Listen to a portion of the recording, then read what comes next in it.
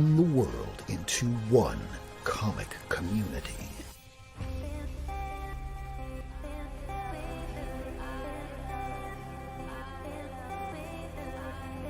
We support the just pay and recognition of these comic creators, comic fam.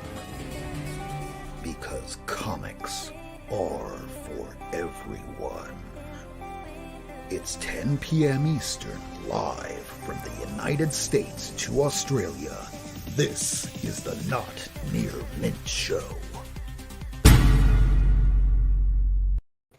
Welcome to the Not Near Mint Show. It is July the 20th, 2022, episode 152 of the Not Near Mint Show. We have two special guests. Their names are Jeremian Espinoza and J. Schiek. Their new book is out. It is just recently funded.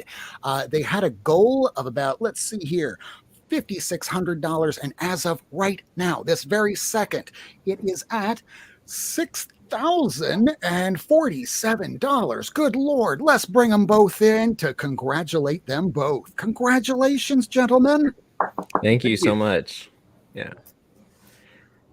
So you have surpassed the goal, and this is just like last time. Last time you were here was back in November with the first issue, and you only had a goal back then of, and I should write it in an easier to find place, about $1,200, and last time it blew right past that goal at $1,700. It was a lot more this time. What went into the issue and production? Who wants to go first? Sure, I can go ahead and get started.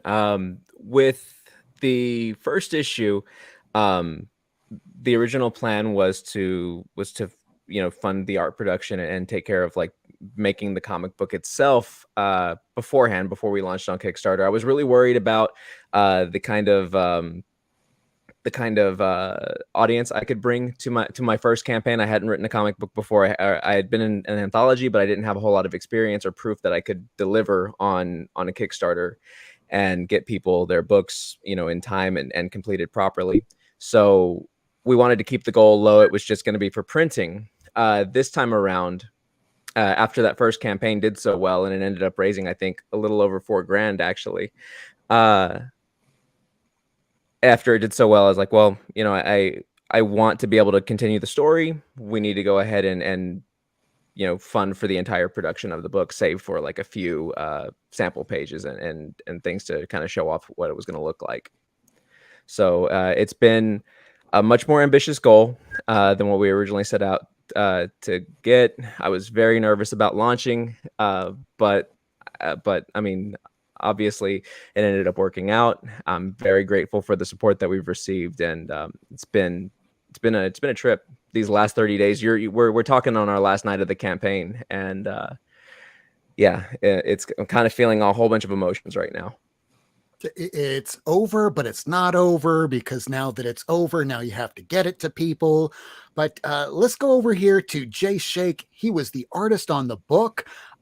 So Mr. Shaker, how do you like to be called?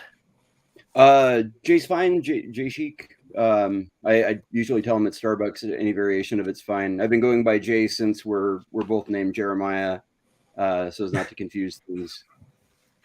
So how have you seen the progress between this book and the last book, and what you've been putting into it? Has there been much variation to what you've been doing? If anything, I feel like it's a little bit more amped up. The first one was, it's the first issue, so knowing what to expect from the different like log lines that go out, and what material we could release from what was made available.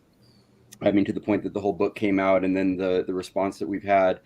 My overarching goal with this new one is to take, and I'm sure it's the same for Jeremiah as well with the writing of it, but to really bring more, than what we got with the first one, where that kind of sets the mood. This one has, a lot more action going on in it, and I wanted to really bring the dynamic figures and colors and really kind of kick it up several notches. And tonight we don't have Ace with us, but Ace did say that if you back the Kickstarter, they're right there.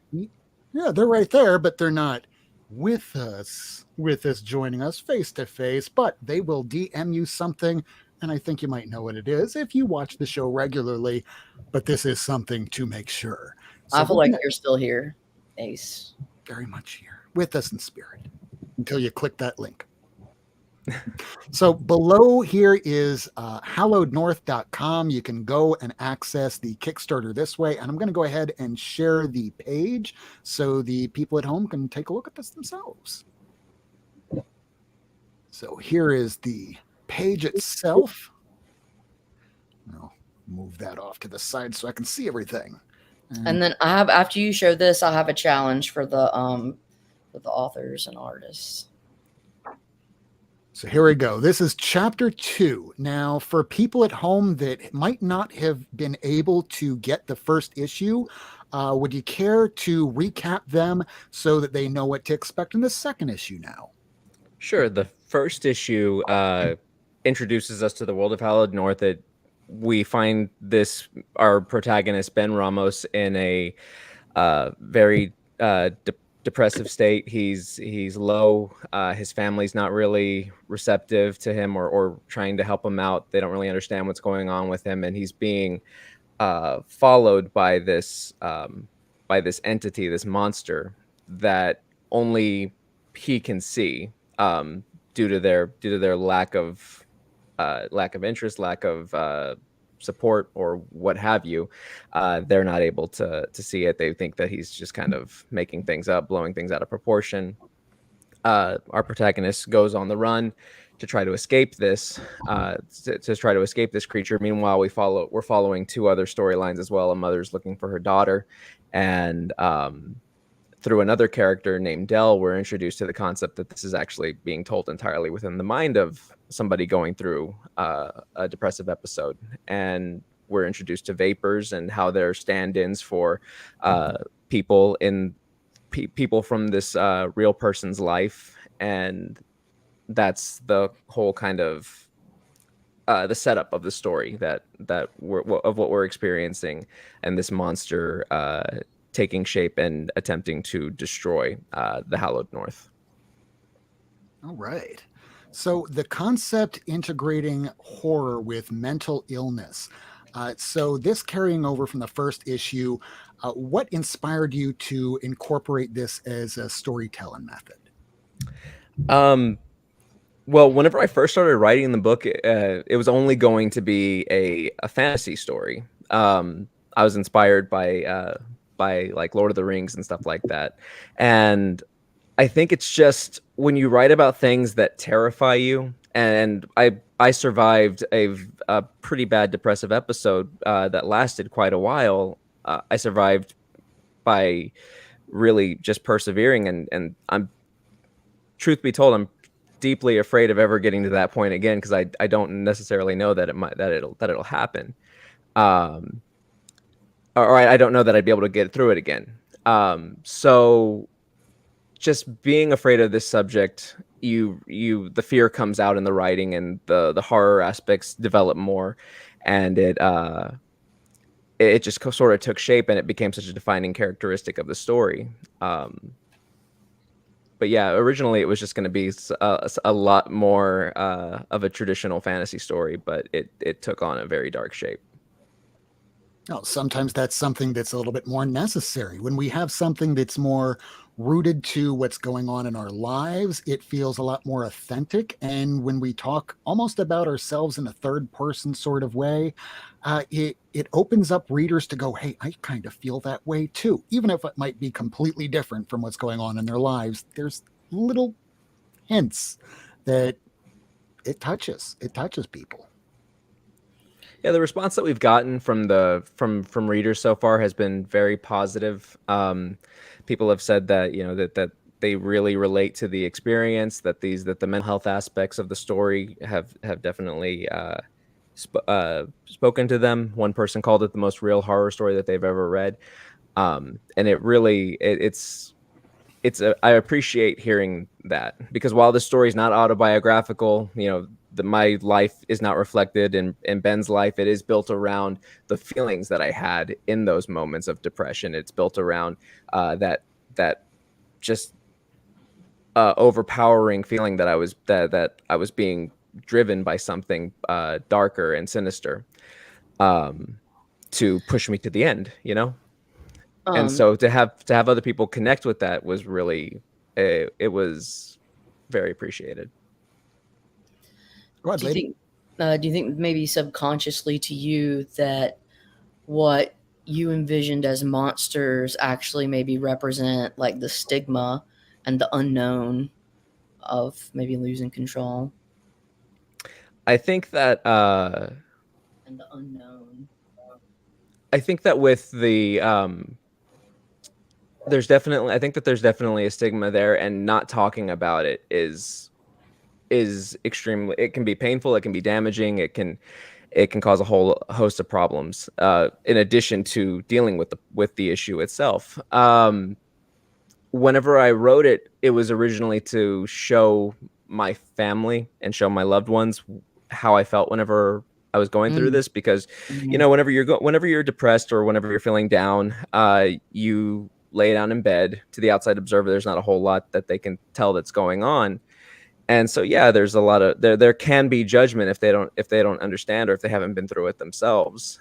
And so I do think that there's there's logic to that line of thinking, that Yeah. this whole, You literally tried to like artistically manifest the pain that you were experiencing so that your parents or that your loved ones could one sort of see themselves within the picture of your life, I guess. I mean, did your family read it?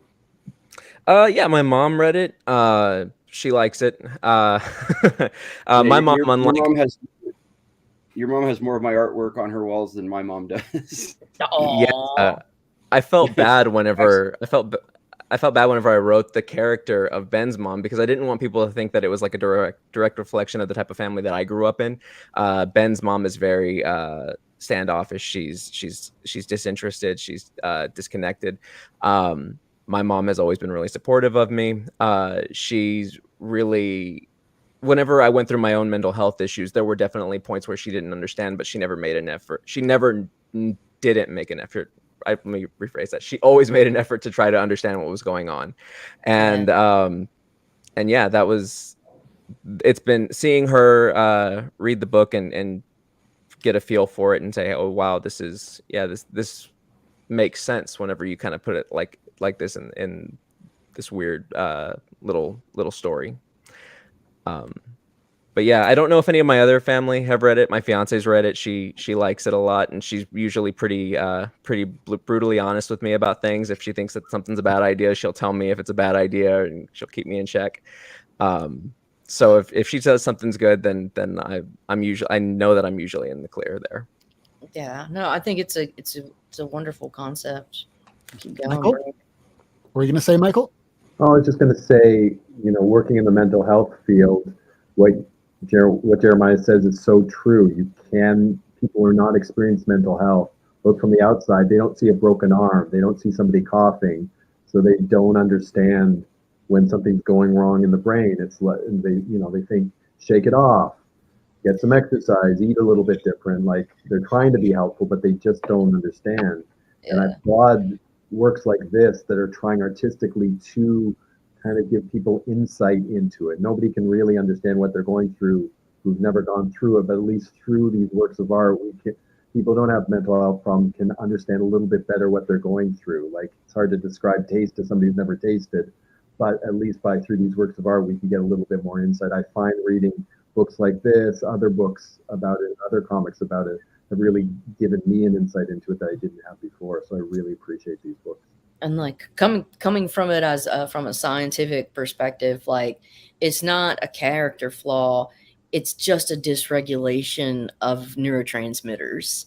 I mean, so whereas like someone would have insulin issues like what diabetes or something, or someone has I don't know, has too much bilirubin, there are different drugs that people take if that's dysregulated. And that's the same thing.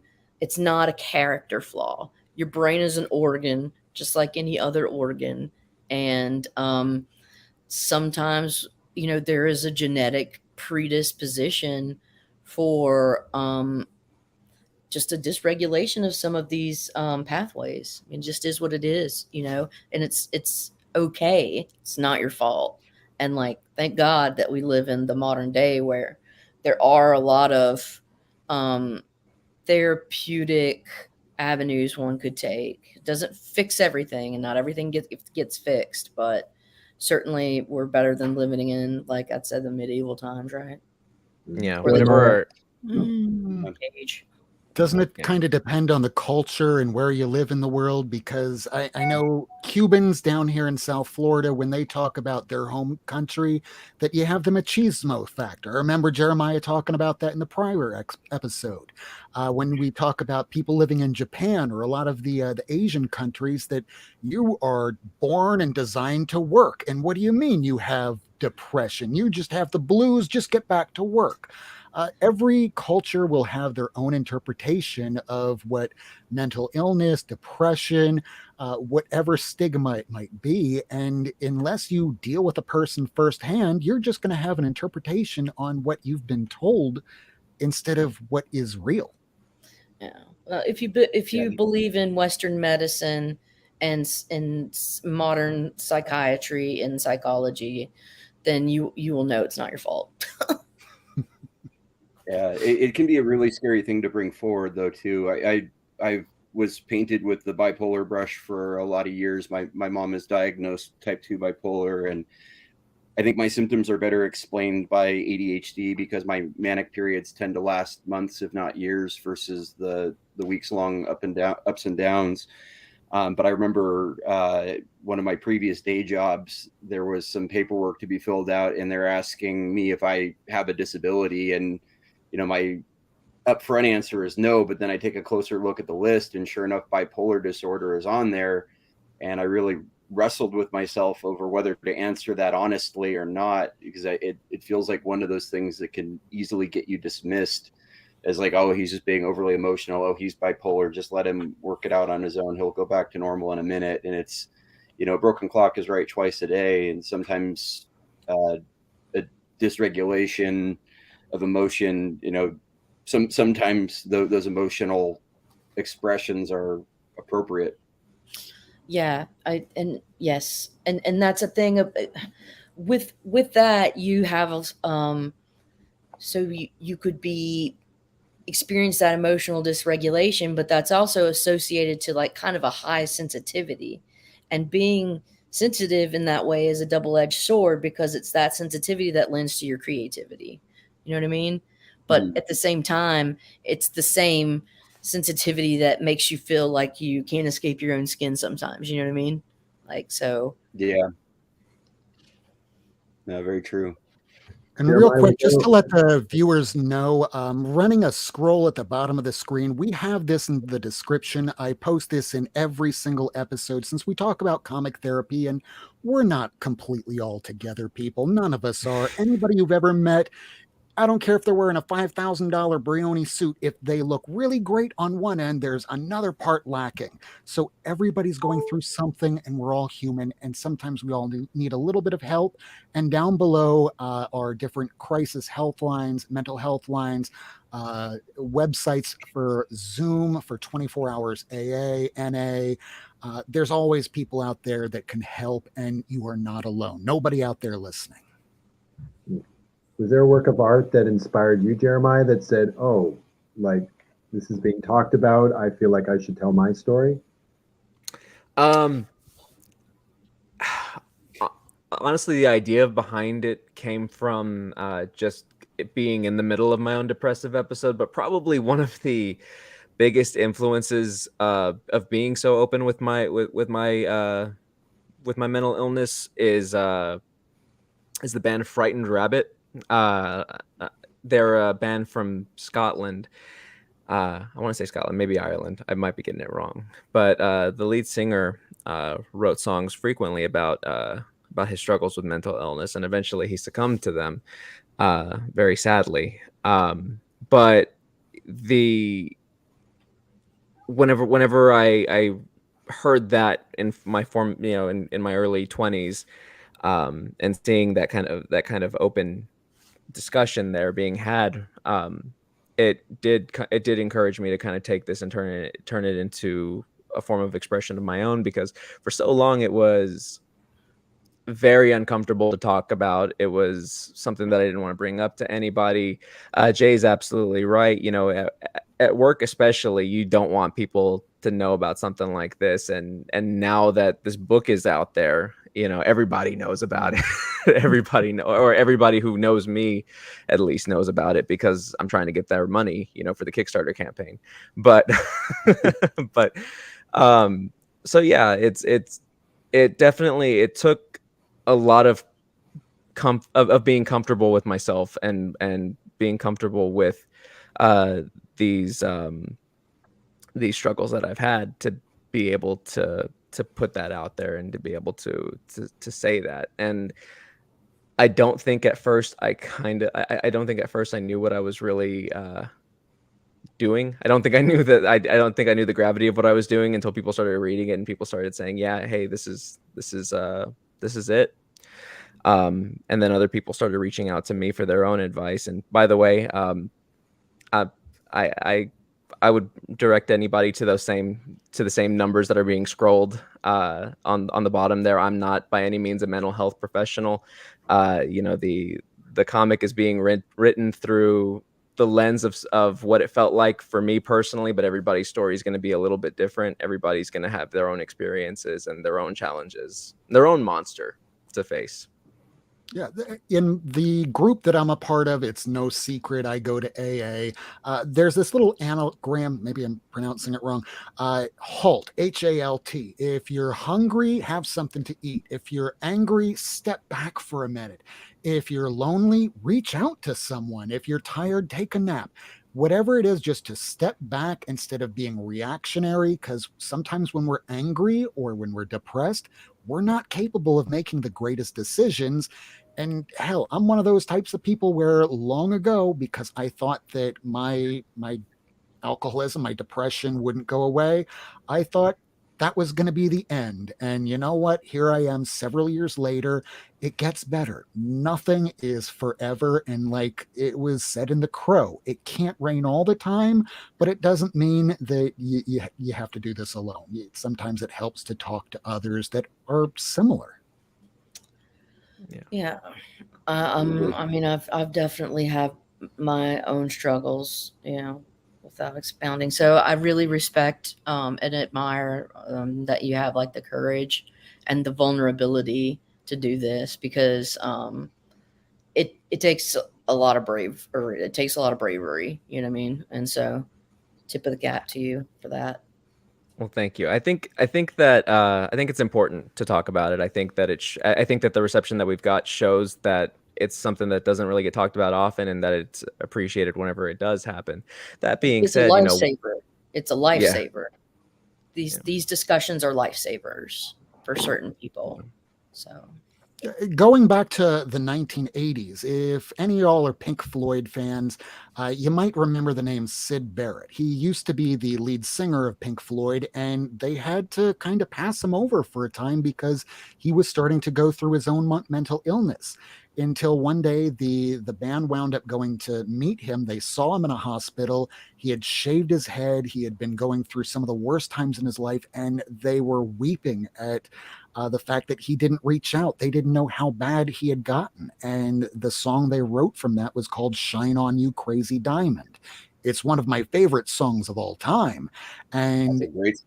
it just goes to show, if time goes by long enough and you don't reach out, you're not going to get any better. You're just going to get worse. And it's comic projects like this that gets the word out there that it's okay to talk about it. You're not the only person.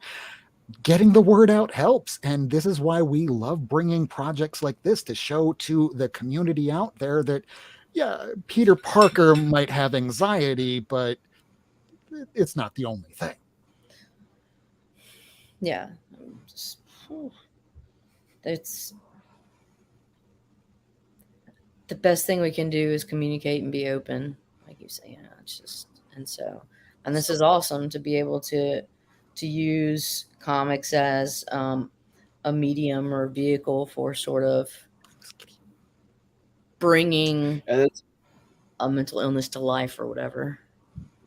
And that's what excited me about it when Jeremiah first approached me about drawing it. It's been, we're going on 2 years now. Mm-hmm. Yeah. And, you hit me up via email and pretty much had me at a comic book about sort of realizing bipolar disorder as, a horror story, a kid fighting monsters and how it kind of evolved within that sphere. Yeah, no, I'm like, it's like, this is something I've been around my entire life. It has nearly killed me, nearly killed family members. It's one of those things like it's a monster I'd like to destroy myself. And being asked to participate in something like that, I felt almost like there was a responsibility to do it, but at the same time, it was just like, yeah, I can't not. When you did this, did you guys responsibility? Sorry. Did you guys find this triggering or cathartic, both? Like, how did you find this as you went through the process of making it? For me, it was a little triggering at times because I wrote it, even though it was conceptualized during that depressive episode, I didn't do anything with it for a couple of years. I wrote an outline, I had the basic bones of the story, and then I kind of left it alone while I got my mental health in better shape. And going back to write this, especially the first issue. The first issue is a very dark and it has a very overwhelming presence throughout it. It's a very grim issue, and it was hard to go back to that. It was hard to kind of get back in that mindset for a little while, and it required some breaks every now and then to kind of mentally de-escalate. Equilibrate. Yeah, right. Back to baseline. The great thing about the story as we continue, yes, there are going to be moments where it gets darker because we're seeing the progression of that depression, but we're also seeing instances of characters actually taking a stand and trying to fight back against it. And that was cathartic. I mentioned that this whole thing was kind of influenced from the very beginning by Lord of the Rings, and when you put it at like the most baseline elements of the story of this small group of underdogs up against this overpowering presence that looms in the distance like a tower, they all kind of make sense in that case. And so that's what we're seeing. We're seeing our scrappy little underdogs finally try to take a stand. And so that was awesome, being able to start writing that. And Jay's right. This issue, part 2 moves. There's a lot more action. There's more of that fantastical element to the story. And I hope people continue to enjoy it. I hope people continue to see it through and see where we're going with it. One last question: are we going to be seeing a 3rd issue? Yeah. Absolutely. Now it's just a matter of how we're going to do it. Jay and I were talking about trying to court some publishers in the meantime, so we can not get extra gray hair through this next Kickstarter. But yeah, absolutely. We're one way or another, the story's being told. We have 6 issues to tell the entire story. And I absolutely, I'm gonna, we're gonna see it through.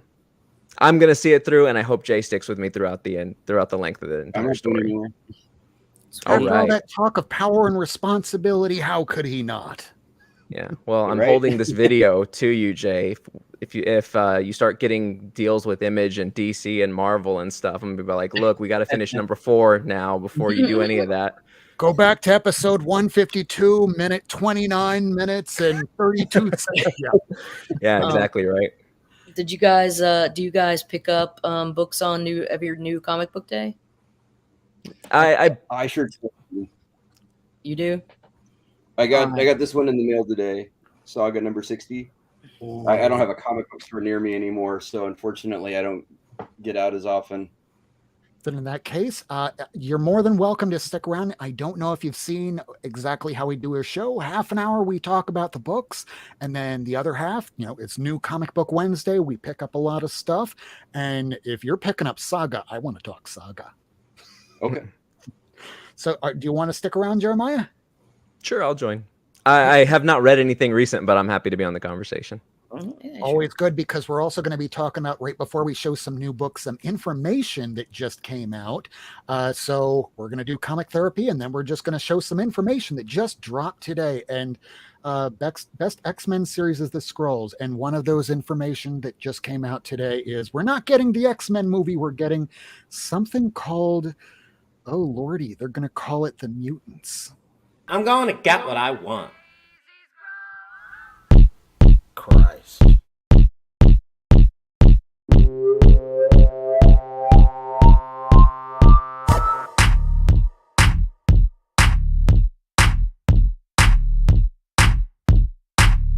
Comic books. Comic books. Comic books. Oh my god. Comic books.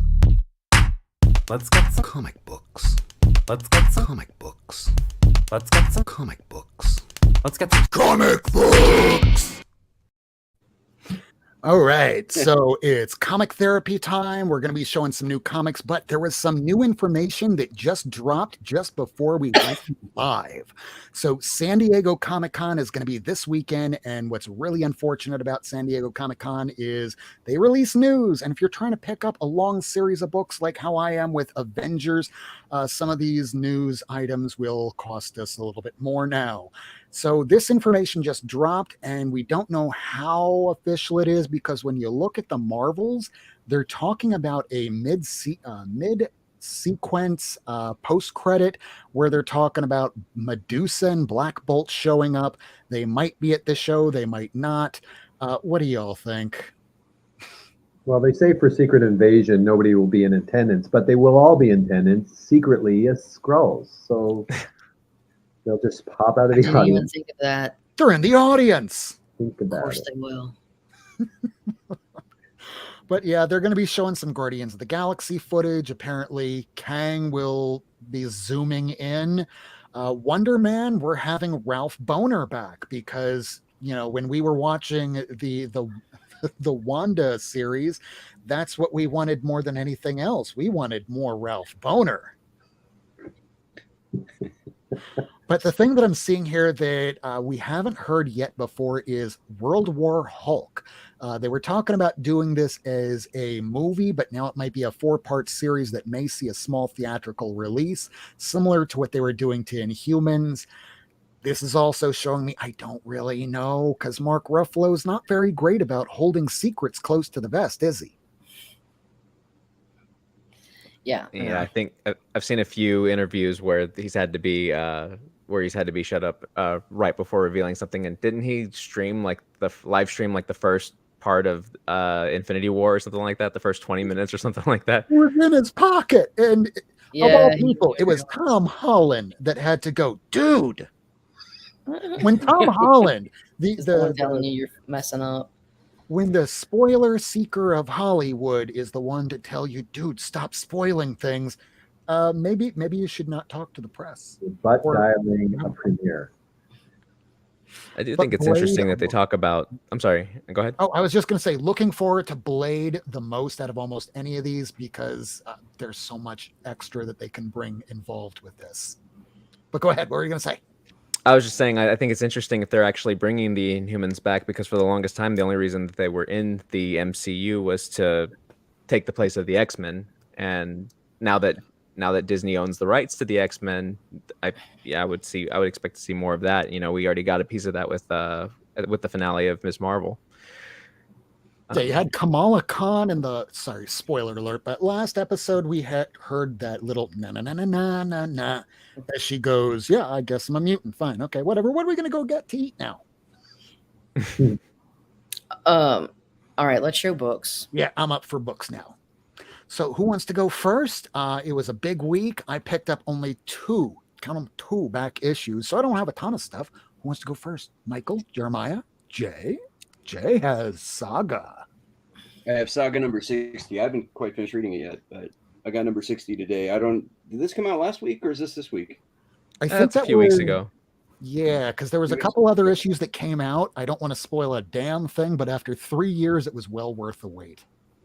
Oh man, yeah. I've read the series 2-3 times now. I mean, apart from everything that's been released in floppies in the last few months, but they've got the compendium that was just like I don't know, that just the tremendously human characters in these very inhuman kind of settings. Not inhumane, but just it's so strange and so familiar all at once. Question: do you feel the tone has changed since they came back from their sabbatical?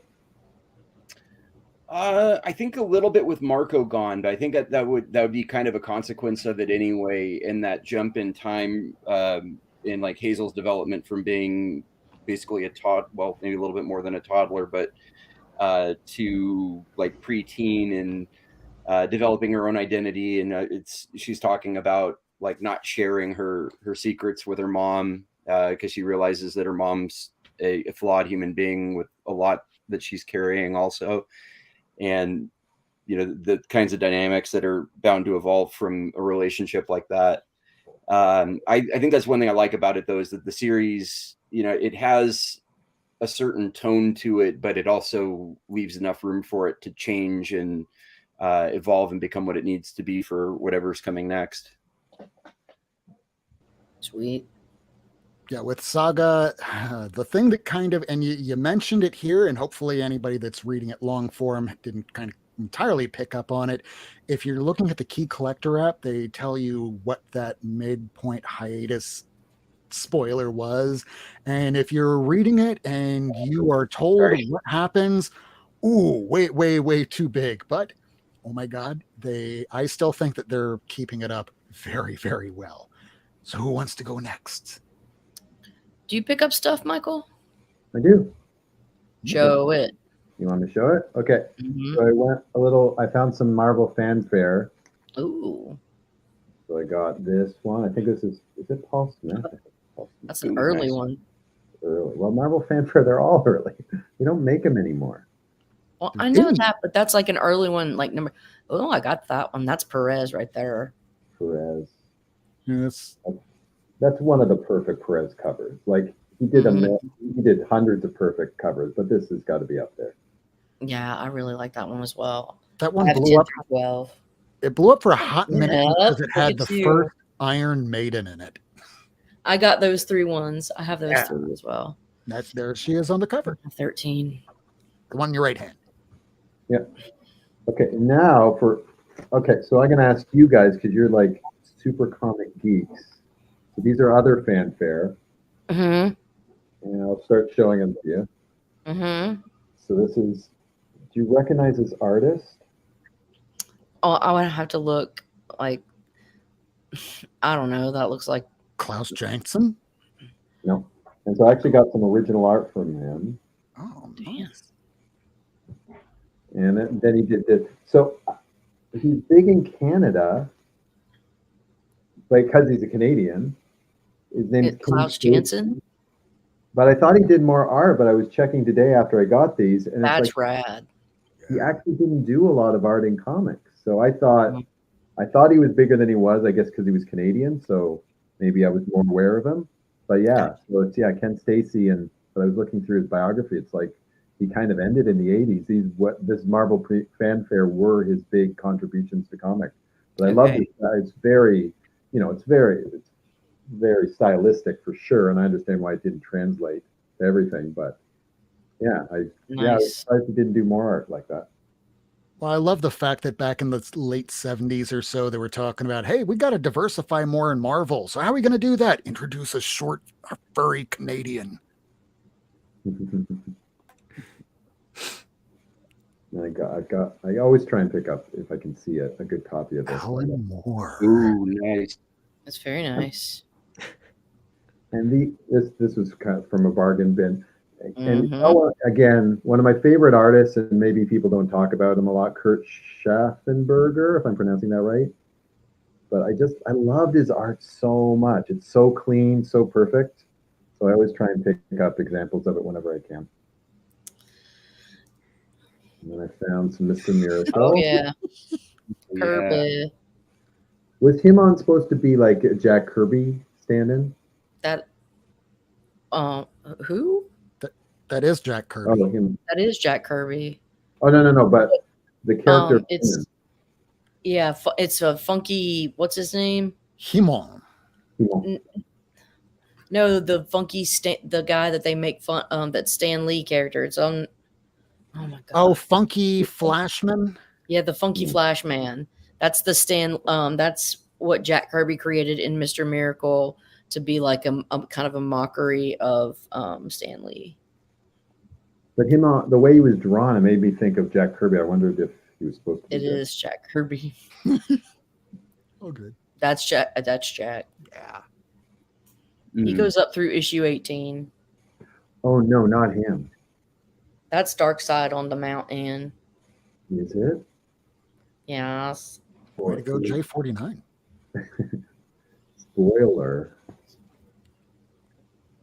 There you go. Well, is this I don't know if this is the first one. That's not Kirby. No, that's where it changes. Marshall Rogers took over with Steve Englehart. Yeah. And they Funky revamped Flash Man. Sorry. Funky. And I got this one too. I love Marshall. You know, you guys. Hopefully, you guys know Marshall Rogers from his run on Detective Comics. With I'm a Marvel guy. I'm Marvel. I love.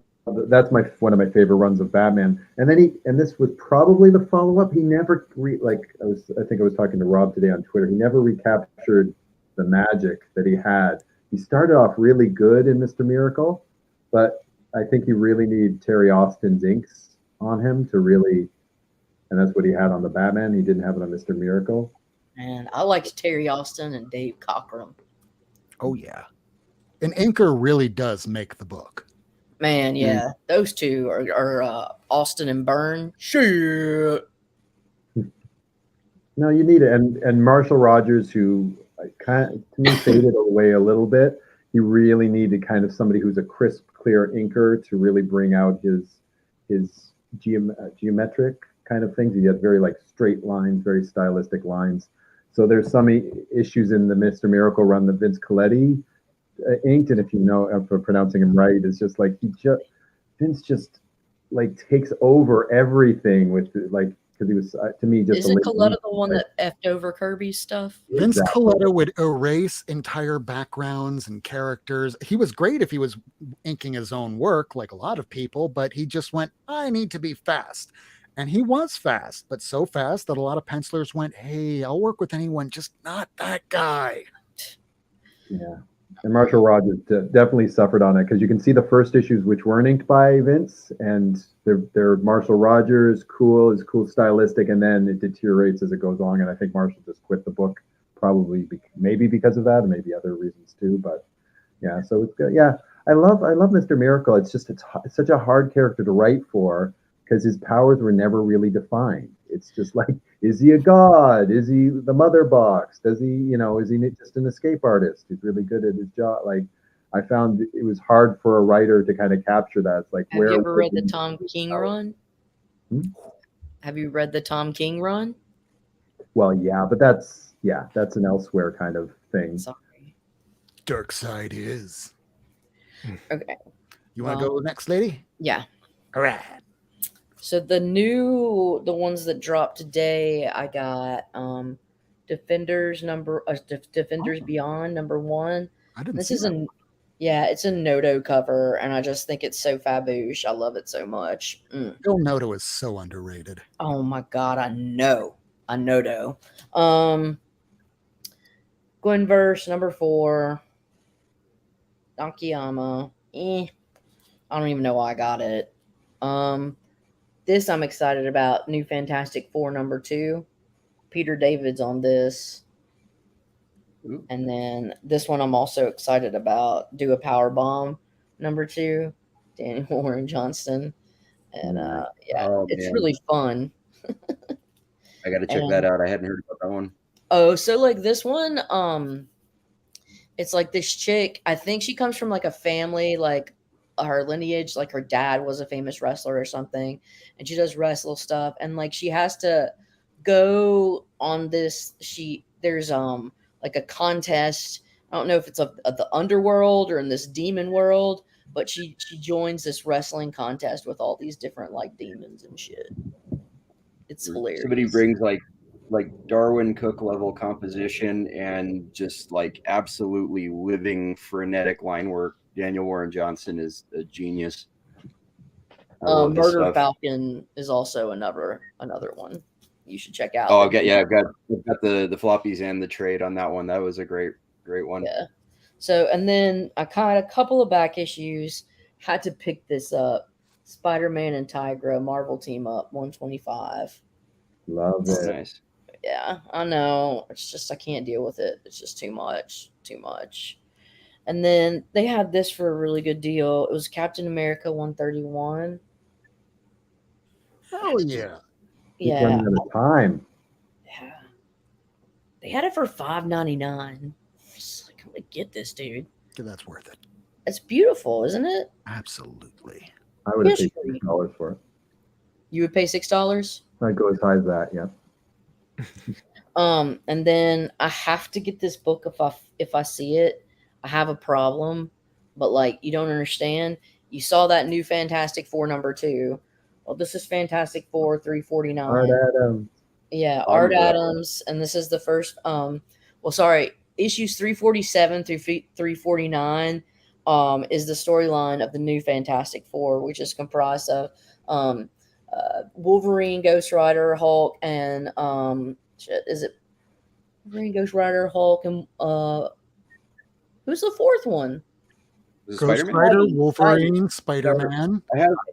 I have 348 with the Mhm. gold print, Me second too. printing of that one. I'm Me trying to too. remember from the cover. I I have- haven't seen it since the box is think- next to me here. I have second print of that one, and then I have second print of either this one or 347, and I need to get the second print for either this one or They 347. did second prints of that one? Really? Yep. Yeah, dude. Got them both. Fuck yeah. 348, they definitely did. And Me too, Rose Gray. Me too. I picked this up because like it came out a couple of years ago and I could never find it, and so the fact that they had it in the back issues, I've always wanted to kind of give it check it out because I heard it was pretty decent. Rob, you got this, didn't you? I got that a while back. How long ago did that come out? It came out like 2 years ago, but I've never been able to find it. Yeah, that came out like right as the pandemic was Yeah. hitting and comics. That's probably came out. why it was just like low print, so it's really hard to find. Shit. Who wrote it? Who wrote it, Lady Fantastic? Al Ewing. Alan. This says Alan Davis. Oh, you're right. Why am I thinking Al Ewing? I don't know. I don't know. I'm weird. Anyways, and then I just picked up. They had one of these in the back issues, and so I just picked it up because this is Peggy Carter. Isn't that her name? Yeah, it appears in here as Captain Britain or some shit. I can't remember actually. Basically, the British version of Captain America. It's Captain Carter from the movies. Captain Carter, dirt. Yeah. These three right here, though, these were like Thor's daughters. They're awesome. All right. Or maybe his granddaughter. I think it's his daughters because they were in God of Thunder. Yeah. All right. Take it off my face. All right. So I guess it's my turn to close it out. So here are the comics that came out today, and we'll change that on over.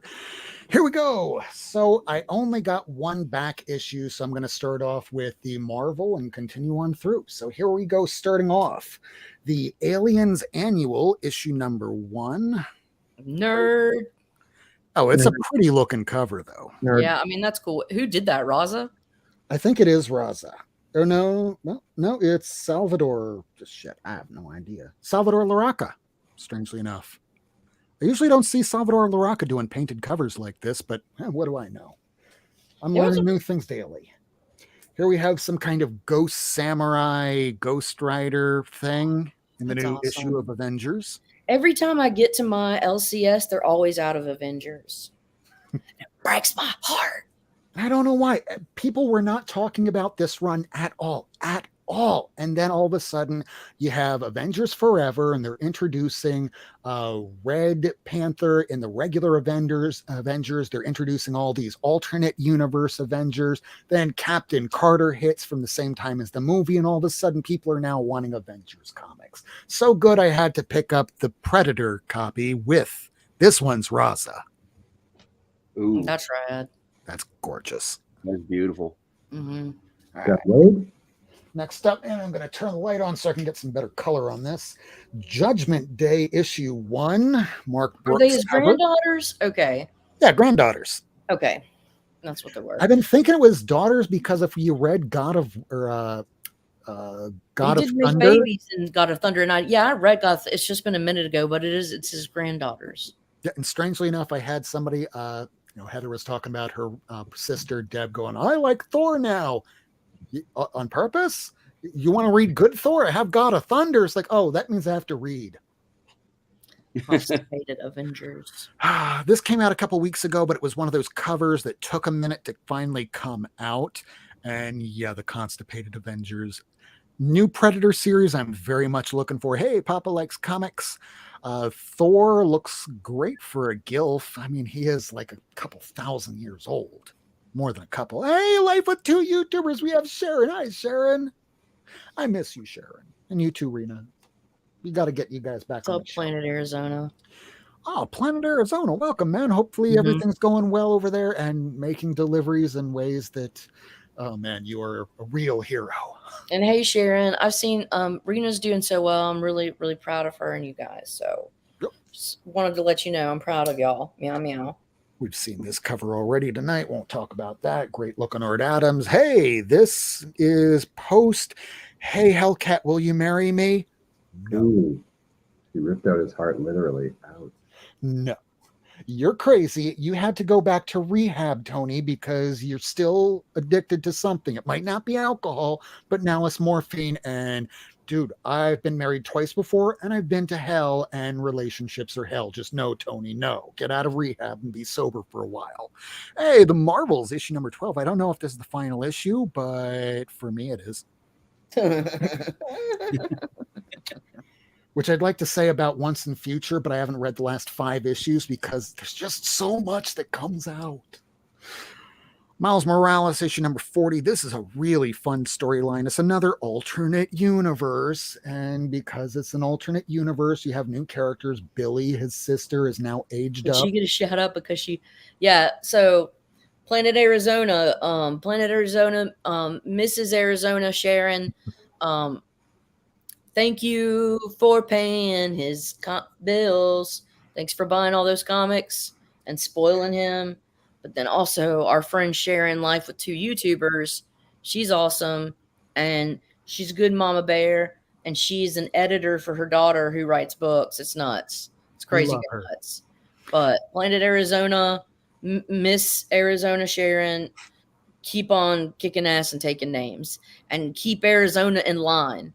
Absolutely. And side note, Sharon, that's impossible. And Sharon, Life with Two YouTubers, was our very first guest on this show. She appeared on our first time that we had any guests on, and it was also the first episode that our very own Lady Fantastic appeared on. And at the end of this week, it will be 1 year ago that Ace wound up showing up in our chat room and just going, I'm going to troll you guys because I think that you're a bunch of CGers. Oh, wait, they're not. Huh. And then joined our show. Next book. Miles Morales, it is the Predator cover. Still looking forward to that next episode. The next time that they're releasing a Marvel-centric Predator. Oh, she just got her first YouTube shout out. That's bad. Oh, way to go. And it happened on our show. Hi again, Sharon. We're just going to keep shouting you out, and we're going to shout you out again at the end of it. Planet Arizona Sharon, buying all their comics for her man. We don't have the copyright for that song, Lady Fantastic. Damn it, now I have to pay something, and I only buy comics. Like this, Shang-Chi and the Ten Rings. which they retitled it in the issue prior, which nobody picked up, and you're probably going to want to. Are they rings now, or are they bracelets? I think they're bracelets, but what do I know? I haven't worked in fashion in a very long They time. look like bangles. But I Nice still work in a toilet legal field, ring. and She-Hulk has been banger. Ooh, Damn it, I missed that. They were out of that today too. I didn't That get one's to my worth getting. LCS till late, so Got what you got, David Nakayama. mm-hmm. Not that I think that Gwen is going to be surviving as a major character in an Iron Man uniform, but we do like her in Spider-Man uniform. So you notice like Greg Land has done all those B covers, and Yep. it's in the same background. It's so great. Same one over and over. Even if you hated the original, which it wasn't bad, but now you get to see it over and over and over and over and over and over and over and over and over and over. Hey, Venom, Lethal Protector. It's John Boy. I am so sick of symbiotes. I was sick of symbiotes since like the 90s, dude. I've been sick of them since You know what Max. I'm a little over sick of? everything, those symbiotes. Just They're like not. Look, all y'all boys. And this is gonna catch hate. Symbiotes aren't that cool. All right, so they're kind of lame. All right. It's called dilution. And when you put something out originally, hey, it's great. People love it. Oh, you like this? Well, maybe we can carry 2 books. How about 3? How about 4? How about 5? Oh, wait, no one's buying it anymore. I wonder why that is. Well, if you just would have kept with 1, God damn it, no more mutants. No more fucking mutants. Jesus Christ, how many mutant products can we put out? It's not to say that any of them are bad. I can't tell you because I'm so far behind on mutants. I gave up on them. They just get filed automatically now. Yeah. But keep buying them, Rob. But I keep buying them. Hey, I bought this today, but it's Brett Booth. It's his first comic from Artists Elite, and it's a homage cover. So I'll pick that up. Why not? That Wolverine, Captain America, Black Widow cover. Oh yeah, and Planet Arizona. I want a Highlander. Fuck it, I want a Highlander comic back again. They used to have one. I think it was from Boom or IDW years ago, but went by the wayside. I'm done with them. I'm so done with symbiotes. Yeah, me too. No, you're not. You're still buying that shit. Yeah. It's You're the reason, propaganda. Rob. Sorry. Sometimes I'm mean Well, too. I'm just. You were literally too stupid to insult. Fair. I'm even buying Scott Snyder, despite the fact that I didn't even finish the We Are Monsters, and that was only 3 issues. But I don't know. I like his art, or not his art, his writing on the Batman. I liked his stuff on Justice League, but it just sort of stretches and stretches and stretches and stretches. I mean, when he does his own stuff, it's great, but I don't know. It just feels like it'd be shorter. Maybe I could be wrong. I had to pick this up because I myself am a Florida man. This is what one looks like, folks. So yeah, I don't care if this is a spec book or not, but it was so good I had to pick up another one. This one is going to go to Rufo, so I hope you enjoy some Florida man stories. Next up, we got Flaviano's cover A to Grimm. I hear this is a great series. I haven't even read the first one yet, but I hear nothing but really, really good things about this. In fact, it's sad Rob only thinks I've been around 1 year. Maybe it's 2 years, and holy shit, it probably is 2 years. Oh, that's why when I put it in my calendar, I put it as 1 year. So, hey, 2 years. Wow. Time doesn't exist anymore after the pandemic hit because everything both feels like it was yesterday and a million years ago. North Miami, wow. North Miami? Who's from North Miami? Oh, Planet Arizona. I'm so sorry. Wait, Everything you had to endure here. and Sharon married him? What? This doesn't make sense. Exterminator and Exorcist. what the heck, Sharon? Marrying a North Miami man. We know about those types.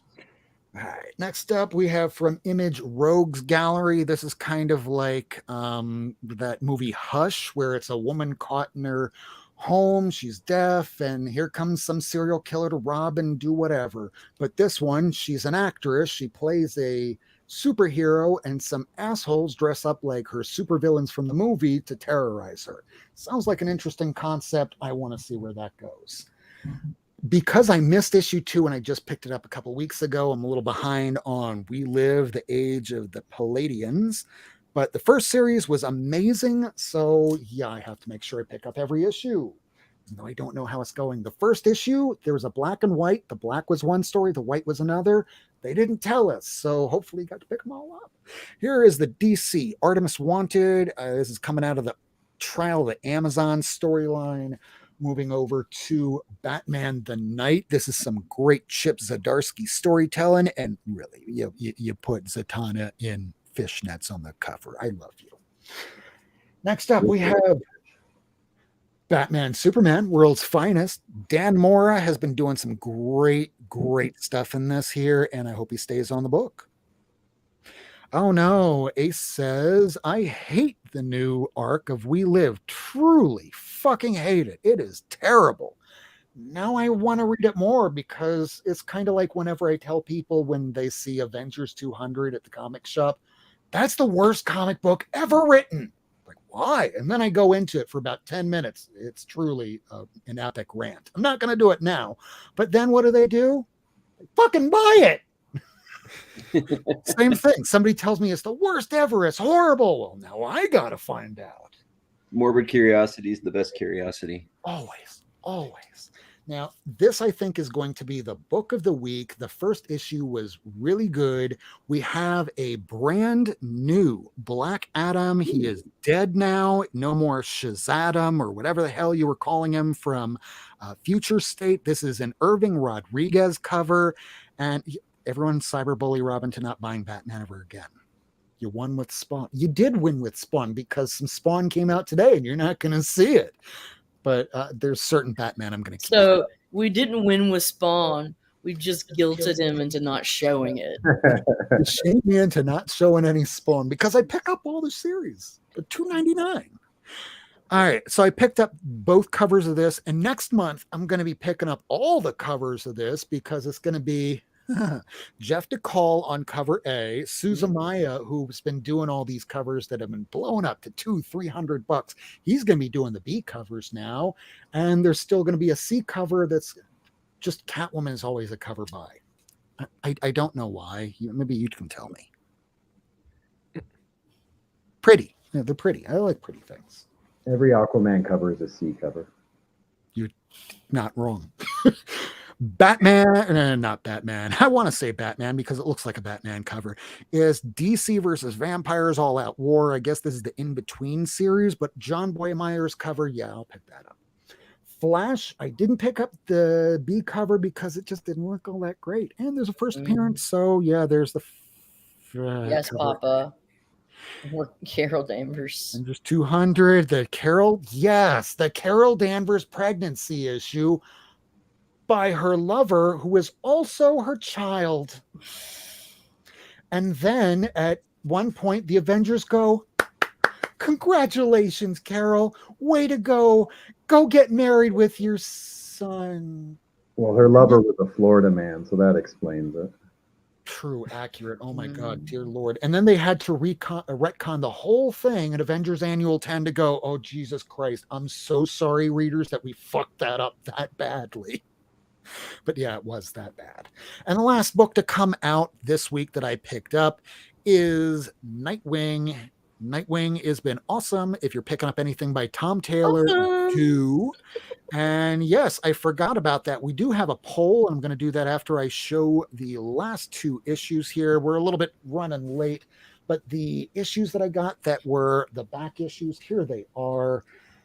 No, I got this a few weeks ago, but we were talking about this earlier. Wonder Man, Ralph Boner, maybe Quicksilver, maybe Ralph not. Boner.